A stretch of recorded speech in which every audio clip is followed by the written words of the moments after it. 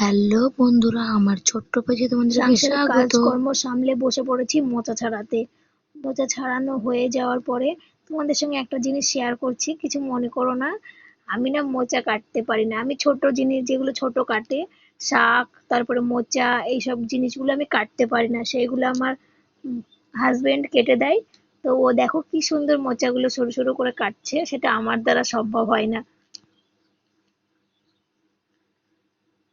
তারপরে মোচা টোচা কাটা হয়ে যাওয়ার পরে সবকিছু নিয়ে রান্নার জায়গায় চলে গেলাম, সেগুলোকে ভালো করে ধুয়ে নিলাম। আর একটা কথা বলে দিই, আমার বর হাজবেন্ড খুব সুন্দর রান্নাও করে, কিন্তু আজকে আমি রান্নাটা করলাম। এই যে সবকিছু নিয়ে রান্না বসিয়ে দিয়েছি। দেখো, এদিকে ভাত হচ্ছে, এদিকে তরকারি হচ্ছে, এদিকে মোচাটা সেদ্ধ করে নিয়েছি।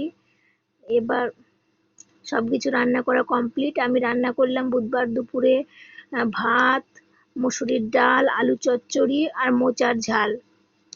কেমন লাগলো তোমরা কমেন্টে জানিও। এবার বৃহস্পতিবার রান্না করার জন্য চলে এসেছি। বৃহস্পতিবারটা একসাথে শেয়ার করে দিলাম, সেটা তো তোমাদেরকে আগেই জানিয়েছি। এই যে বৃহস্পতিবারে রান্না করার জন্য সবকিছু গুছিয়ে গাছিয়ে নিয়ে চলে এসেছি। এই যে রান্না বসিয়ে দিয়েছি, এদিকে রান্না হচ্ছে, রান্না শুরু হয়ে গেছে। রান্না করা হলে কি কি রান্না করলাম সেটা তোমাদেরকে জানাচ্ছি।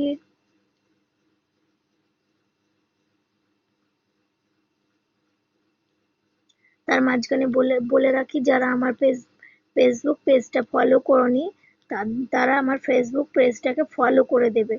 আর যারা ইউটিউব থেকে দেখছো, পেজটিকে সাবস্ক্রাইব করে দেবে।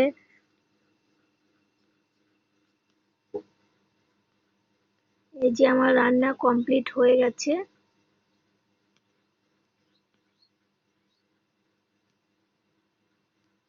সরি, ভুল বললাম, রান্না শুরু হয়ে গেছে। রান্না করতে শুরু করে দিলাম।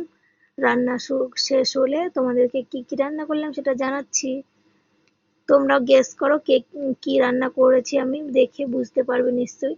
এই যে এবার বলে দিচ্ছি, আমি ছেলের জন্য ভেন্ডি ভাজা, আমি আর আমার হাজবেন্ড ভেন্ডি খাই না। আর কালকের একটু মোচার ঝাল ছিল, আর আলু করলা ভাজা আর ডিমের পাতলা ঝোল আজকে বৃহস্পতিবারে বানিয়েছিলাম। এই রান্নাটাও কেমন লাগলো তোমরা কমেন্টে জানাবে প্লিজ। সবাই ভালো থাকবে।